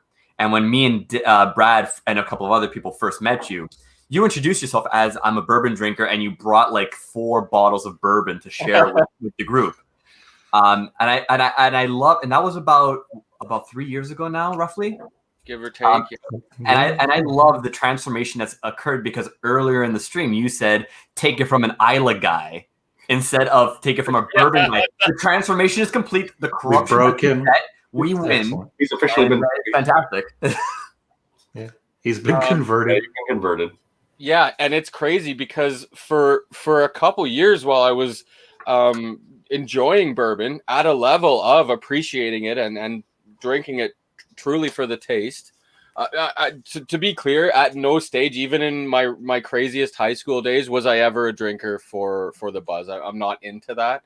And you guys know by now, and everyone, like, that's why I drink so few and far between. But once I got over, because I tried the few scotches that I did try, unfortunately, were really bad examples of scotch, and certainly not something that you would want to try and sell somebody on scotch for. So I tried them, and I was really not into it, and I wrote off scotch. I'm like, oh, I don't dig that, not knowing that it's very different than bourbon. And while again, there's a huge diversity in bourbon, the diversity is crazy. It's still a very limited. I can smell a bourbon from across the room. 9 times out of 10, I can tell you that that's a bourbon you just poured from across a room. So there's a very similar kind of package of notes and tastes and flavors that it offers. And I didn't realize that about scotch, that it was so friggin' more diverse. Continue. Don't stop. But I knocked on the door a couple times, and then it took you guys to really, a real big eye opener was the Ardbeg 23, and that was the first one we poured you, right? I think it was. And that popped up in my memories recently, and I've got the 2 pictures because I had my camera set up, right, taking those random pictures, and there's 2 points in my life: pre-Ardbeg 23 and post-Ardbeg 23. And it's funny because you see my face and literally it's changed. And that was one that was like, wow, okay, like this is remarkable. And that really sparked it up, and I went rocking and rolling from there, and heavy peat Isla guy for quite a while, and venturing into some nice highlands, and obviously the island distilleries that have the the more subtle peat. And then eventually now I'm into Speyside. I spent the time to find the right Speysider to appreciate that character that's generally from Speysiders. But yeah, the funny thing is, the amount there was a time when 100% of my collection, sorry, 99%, because I had a couple Canadians, but almost my entire collection of every bottle was bourbon, every single one. Like that was what I did. I drank and enjoyed bourbon. I would pick up a bottle, sometimes every week, a different bottle at the LCBO over a long amount of time. Everything, if I hadn't had it, I would try it. If I hadn't had it, I would try it. And because I drank so little, it kind of stacks up. It takes me a very long time to drink a bottle, but now a very, very small portion of my bottles are bourbon, and everything else is Scotch. And the cool thing is, I've got a growing shelf of Canadian, and I'm proud to have those on my shelf now. Because as we mentioned much earlier in the show, Canada's making some serious moves in the whiskey game, big time. All these distilleries, every single one that Brendan has brought up and mentioned that he offers through Whiskey Quarterly, they're all making huge waves, and it's all just because they're producing a really decent product that has love in it as the primary, flavor and enjoyment is the primary goal for a lot of these whiskeys. I started like completely on the inverse of it. I can remember starting in scotches, and it wasn't until probably about 3-4 years ago that I even really started exploring bourbon at all. I got so ensnared by like peated Scotch. I just didn't want anything else forever. Like even I can remember going over to Scotland, and I was just kind of like, walking down, the King's Way or the Royal Way, like just outside Edinburgh Castle, and there's like this Scotch experience store that's kind of like like Nirvana or Toys R Us, depending on your enjoyment for Scotch drinkers. And I just kind of literally walked in. I'm like, I like this, and this, but I don't want to have something I can get in Canada. And they're like, right this way, and and they're like, well, that's 3/4 of this, so pick any of this wall and you're fine. But yeah, it was because I always kind of my representation of bourbon in my own head was, I'm like, well, I don't really like sweet. Like I don't like sweet wines. I don't like sweet like beer. I don't like anything that kind of has sugar, like a really sugary kind of taste to it. So I'm like, okay, I'm going to avoid bourbon just because of the heavy corn kind of influence that often comes with it. And then I started having bourbons. I'm like, this is bourbon? Like this profile, this kind of like complex, deep, kind of like nuanced, like the Ironclad I was having earlier is like really oaky for a bourbon. Like it's almost like the peated Scotch lovers bourbon. So all of a sudden, kind of like the inverse to what you went through, Dan, like where you all of a sudden say, oh my God, there's like this type of Scotch that I actually can enjoy and I appreciate. I did the same thing with bourbon. I was kind of like, I'm trying to think about what I was always comparing to. Oh, JD, of course. Right? Yeah. Like I'm always thinking like Tennessee whiskey. Oh, that, that like turpentine that you slug down with a shot of Coke. I'm like, oh, okay. That's what kind of like I should expect out of American whiskeys. And no, they're just as complex as almost anything else. And I think that's what, to your point about Canadians, I think that's what I'm appreciating really about the Canadian distillery scene right now is we're like, you go back to Prohibition days, that was our main export. That's what we were known for. That was what we were making like, thousands of dollars off the Americans. And what's awesome is I think we're starting to gain it back, similar to like, you go back with the Irish, and nobody gave Irish whiskey or Irish distilleries like a damn compared to the Scots. But Irish whiskey is coming back with a real aggression, and I think the Canadians, we're doing the same damn thing. I think there's a couple whiskey producing countries that have just finally got their rhythm, finally are coming into their own, and we're going to be a force to be reckoned with. I think in the whiskey space, probably within the next 3 to 5 years. Yeah, I would agree. I would say that's usually I think I've actually said 3 to 5 years myself as that, because it's a good sounding age, right? it's kind of here now for us, right?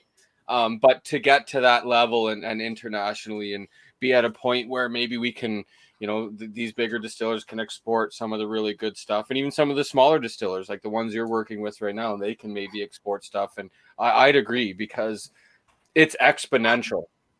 The growth in the past, even 2 years alone, 3 years alone, has been drastic. And sure, a lot of that is because folks like myself that are in this hobby of ours pays more attention to it, and I'm exposed to it. Whereas, 10 years ago, I wasn't looking and tasting all the new Canadian and seeing what's out there, but it still wasn't what it was now. And you've got some of these distilleries 10 years ago weren't even a thought.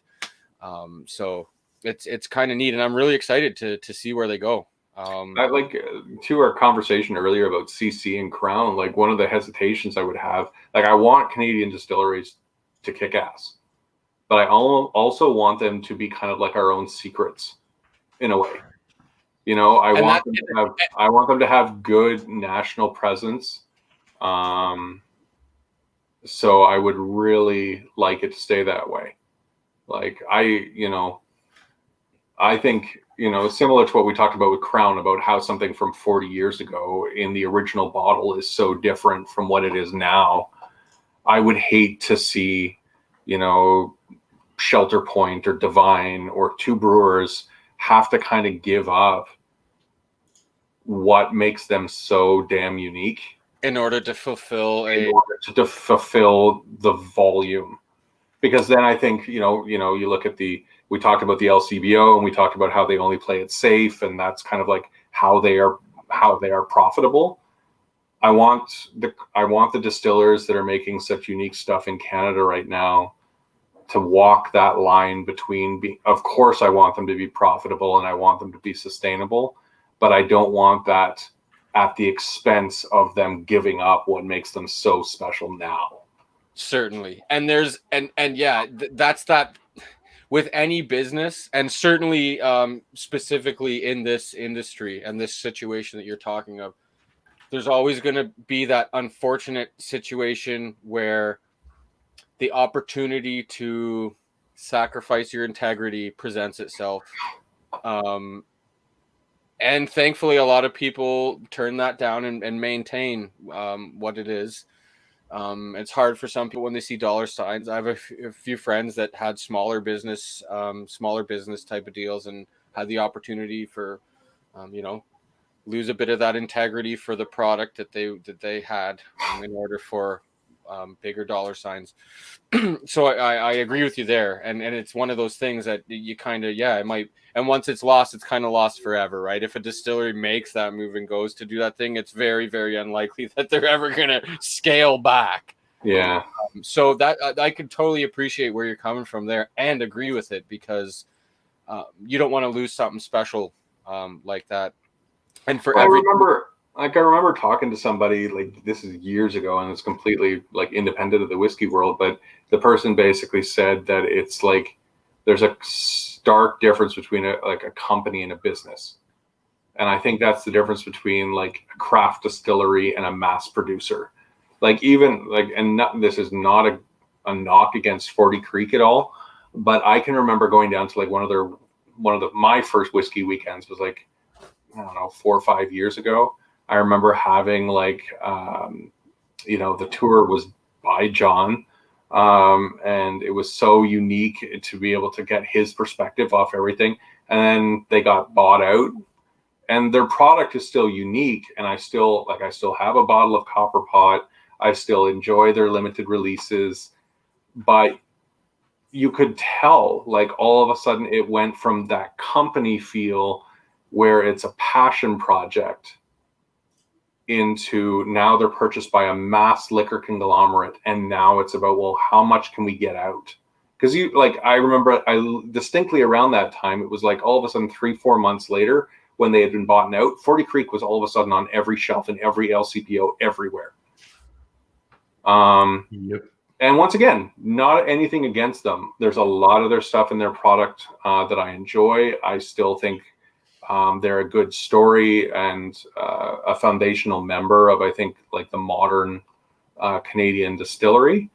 Sure. But it felt different when all of a sudden you go down and it felt like it didn't have as much of that personal feel anymore that I was accustomed to, or at least I was exposed to when I first got to really know the product. So yeah, like when I think of Two Brewers and Divine, and as I said, Shelter Point's doing like incredible things these days. There's a reason that we love them as a distiller. And it's very different than the collectors who are, like bidding the Macallans into hundreds of thousands of dollars for bottles and things like that. We love the Canadians right now because of the uniqueness and the flexibility that they have in their distillation process to make something really unique and kick-ass for the market. And I don't want to lose that, period. I would think that'd be one of the saddest things, I think, for the second resurgence of Canadian whiskey would be we lose it again. Like we lose what we really built up again. For the mass production. For the mass production model. Yeah. Where you won't find an argument from anyone here. We totally agree. It is. I'd love to just get that sweet spot. Yeah, absolutely. Where other people could experience it. This is a perfect example right here. Eric has a channel, Brendan. I don't know if you've ever seen it or heard of it, whatever. But Eric comes from a pretty extensive background of considerable training, both in the wine and the whiskey world. But for example, he wants to do a long series on Canadian whiskeys and Japanese whiskeys. But I can't speak too much for the Japanese. But yeah, I know for a fact that every single, I have a top shelf of bottles that, while lately been super tempted to trade for some scotch, is up there waiting to share with my American and other non-Canadian friends, because every single one of them, there's 3 bottles that Vito has to his left. There's 4, but the 3 large bottles that Vito has to his left. We're not going to talk about this. I would pour for any whiskey enthusiast on the planet with extreme confidence that they will not only appreciate but thoroughly enjoy those Canadian whiskeys. And it sucks because there's so many. Like most of our whiskey family, our whiskey crew are Americans. And it's like an ongoing thing. And we can't blame them for saying Canadian whiskey is crap, Crown Royal's junk, this and that. Like you can't blame them because that's all that they get. They only get Black Velvet. Oh, sure. When I was in Vegas, that was like a whole 6-foot wall of Black Velvet. And I was like, but why? Why is this? Well, I feel the same thing though. Once again, I'm not trying to slag on any specific distiller. I have a bottle of Canadian Mist that when somebody you just said the 2 magic words. Do we have ding ding ding? And I'm just when somebody says I don't really like whiskey, I just want to pour it in something. I'm like, okay, here you go. It's one of those things that I'm just like, there's still the remnants of what I kind of interpreted Canadian whiskey as for years. And once again, whatever. There's taste for everybody. I'm sure there's people like to drink, rotten baby diaper by the bottle. Sure, absolutely. Hey, no judgments, You do you, bro. You do you. Yeah, but I mean, when I had it, what was it, maybe 4 or 5 weeks ago with somebody who didn't like whiskey, I'm like, oh right, this has that rye-ish flavor that I kind of didn't like before. And I'm like, oh, it's okay. I'm just gonna go get one of these bottles and I'm gonna pour something I like.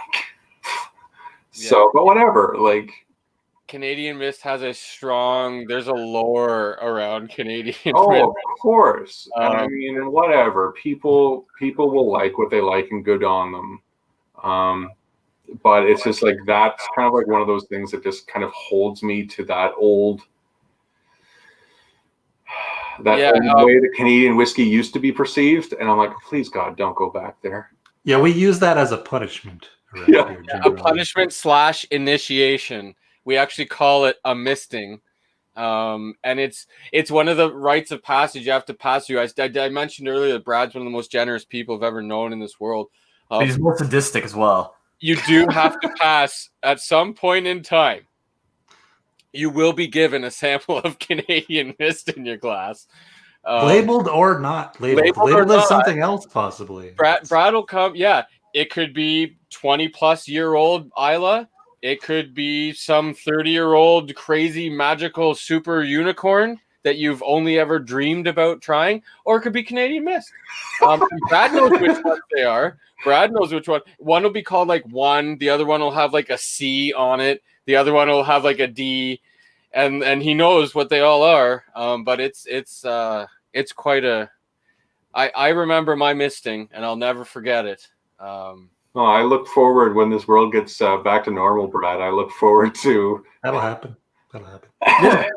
No, really Brendan, you would love a meet with our crew. It's very magnificent. We usually meet at Dave's house, Dave K, who's in the chat there. He has a nice, beautiful home with this gigantic, beautiful table that was made from the tree that used to be in his front yard, and there's room for plenty of whiskeys and plenty of people. So positivity. When we get back to normal, we'll make sure to have a pretty fantastic gathering. That's long overdue. And I just wanted to address Benjamin when you were mentioning the Lot 40. Yeah, the regular Lot 40 is actually quite nice for what it is. For what that is, it's tasty. But the cask strength is on another level. Like all three of them are on a different level. Yeah, completely on a different level. I've got the first year, the 12-year first release, the 11-year up there. I've got a dissertation, a seasoned oak, a cask strength Alberta premium. I've got a Wiser's 35. I got a 21-year-old Pike Creek, the Speyside cask finish. Just waiting to share with those that haven't had the opportunity to taste, what we really can produce up here. Well, I just ordered 2 more bottles of 2 brewers, so nice. Yeah, you did. Someone's going to get an email if they haven't checked their email in the last few minutes. There you go. See, you've gotten at least some business from this appearance. Oh yeah, absolutely. I don't have a bottle here, but yeah, Dave, you're right, big time. It's marvelous, and the 23-year as well. There's some great stuff up here that they just don't get in the States, and it's a huge shame.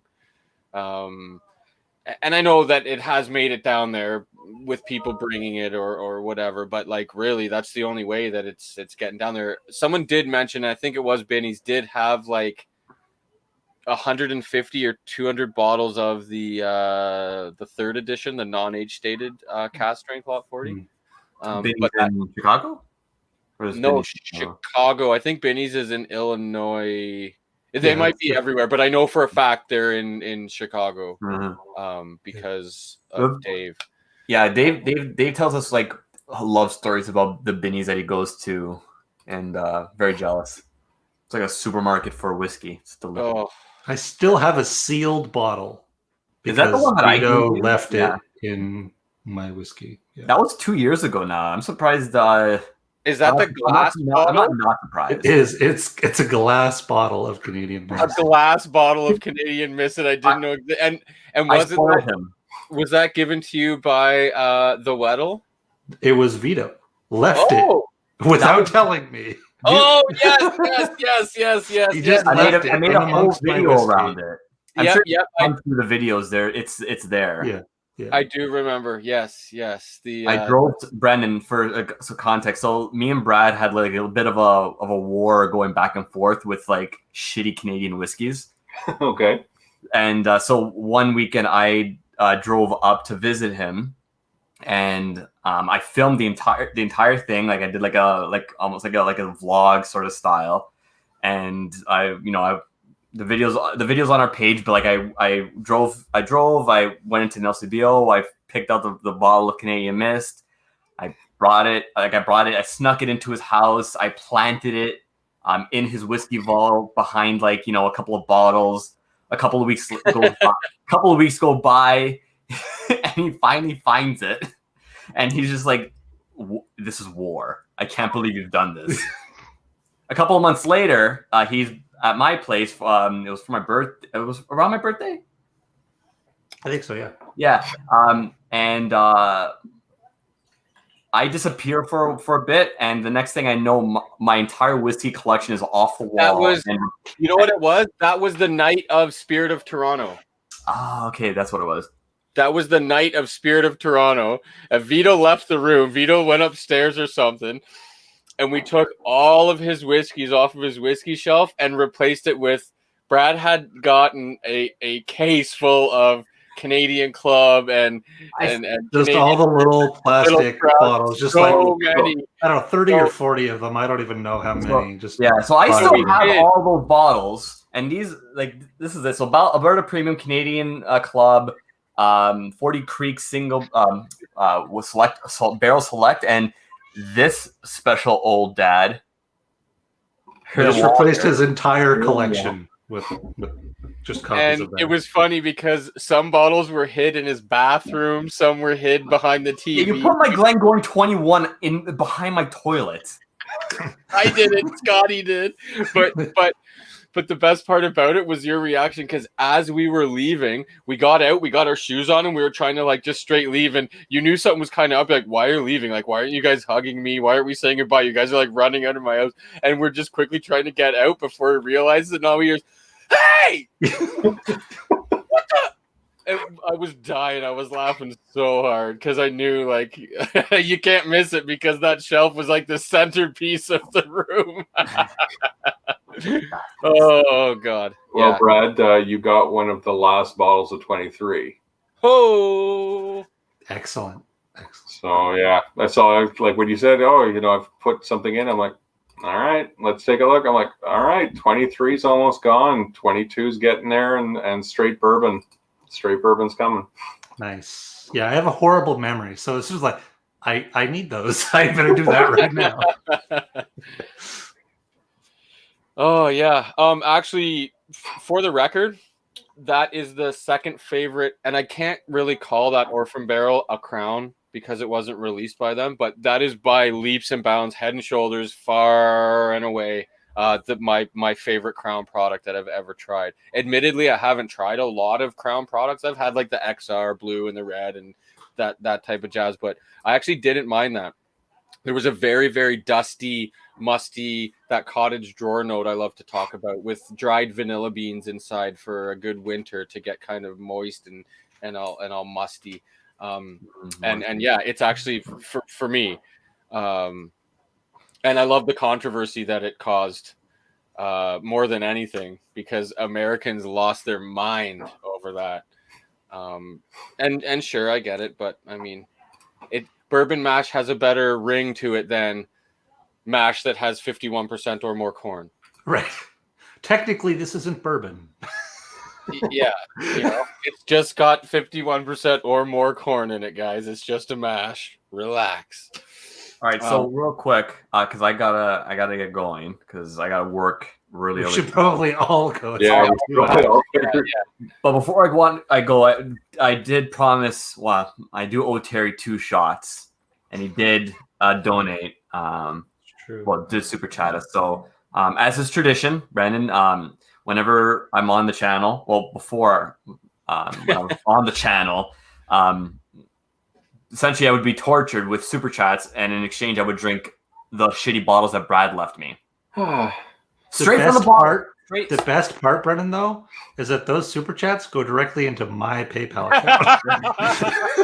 I don't know if I'm ready for this, guys. I don't know if I'm really to see somebody just shoot like Canadian Club. Hey, Well, listen. you're about to. So Terry, thank you for the super chat. I apologize for taking so long to. Yeesh. Cheers. Cheers, guys. Brandon, thank you very much for popping on and thank sharing you guys. your journey with Whiskey Quarterly Ontario, and we will certainly rock a link in the description of the video, or Brad will, because I have no idea how to do that. I'll make it happen. Everyone at home for joining us. Vito, your beautiful face made me really happy. Missed you guys. Yeah. And Brandon, I will sign up over the next couple of days. Yeah, no problem. I get paid tomorrow, so hopefully 69 is there for me. Hey, you know what? It's been said like multiple times now. I have to hold it just because it's like a bit embedded into a video.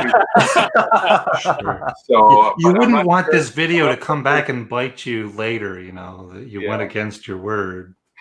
Yeah, exactly. Like, so, I mean, but no, actually, if there's a David in the chat right now, saw a sign up come through, so I'm not sure if it was. That's probably Dave. That could be Dave K. David Kramer. Yeah. That's Dave. So Dave, thank you. Definitely, I'll be in touch. I'll fire you through kind of like a member email in the next day or so of what we kind of have coming into the province, and definitely take a look at our kind of exclusive distillery partners, because one of the benefits of being a member is you can trigger an order from our distilleries whenever you want. Yeah, definitely, I'll give you an idea of what's coming down the pipe, and that way you can kind of go from there. But yeah, no, thank you very much. It's been awesome to be able to hang out, guys. It's been a lot of fun. Yeah, it's been great. And everybody at home, all of our American friends, happy Thanksgiving. All the best to you and your families. I hope that everyone's safe and happy. Until next time. Cheers. Sláinte. Cheers.